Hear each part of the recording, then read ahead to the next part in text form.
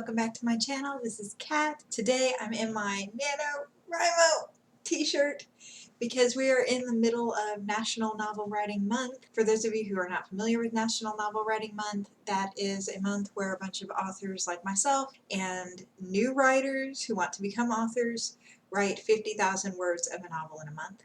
So how are you doing if you're participating? Leave it in the comments. Today's video is about how my writing took over my story for the current work that I'm planning to release next July and how it made my story better. When I set out to write my National Novel Writing Month novel, this story, VTTF, back in 2016, I did not plan a single bit of it. I literally woke up and had a dream, and that dream is what became the story. So when I was finished with National Novel Writing Month, and I didn't quite make the 50,000 words that year because I went out of the country to Japan, I then had to finish writing the book when I got home over the holidays. Originally, my plan for the story was very simple and cut and dry. There's good versus evil, good character, bad character, big war with a bunch of different creatures, good and evil creatures. But as I began writing, and I started to get into the head of the main character, who is a human queen, I realized that there was much more to this story than I originally had planned. This had the potential to be far bigger than just a typical good versus evil battle story. My story started to run away with itself. For those of you who are also planners, this might be something you're familiar with. You have one thing in mind, and then your characters go a whole other way. Let me give you a realistic example from my book. The main character's love interest was originally supposed to be one specific person in the story. No spoilers, you guys. I can't tell you who it was supposed to be. I guess you guys will have to wait until the book comes out to find out. In the dream, her love interest was one character. I was writing them together, but the more I wrote them, the less chemistry I felt between them.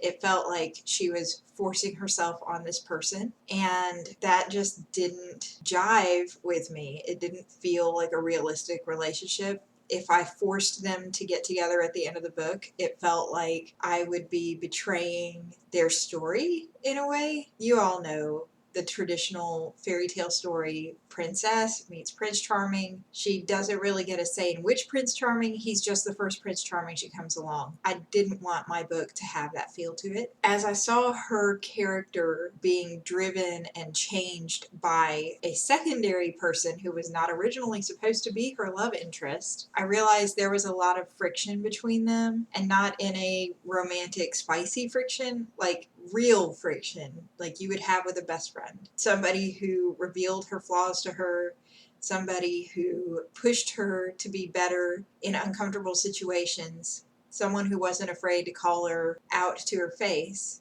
Her being a character that values growth, takes his advice, and at the end of the book, they actually end up together, and that's a really good thing. The story between them feels so believable, so realistic, and you want to see what happens next. And so because I allowed the characters to take over the story, the romance between them is better. Also, on one of my rereads of the first draft, I found out that the original love interest always gravitated toward another character, and it was like being slapped in the face on the second reread of how could I have not seen from the beginning that he was supposed to be with this person. So on my second rewrite, I fixed that, and he ended up with that person at the end of the book, and it all felt so complete. You should know, if you're a reader or a writer, what it feels like to finish a story and that story feel satisfying and complete at the end. My characters definitely took my story and made it better. So this is just a short video to talk about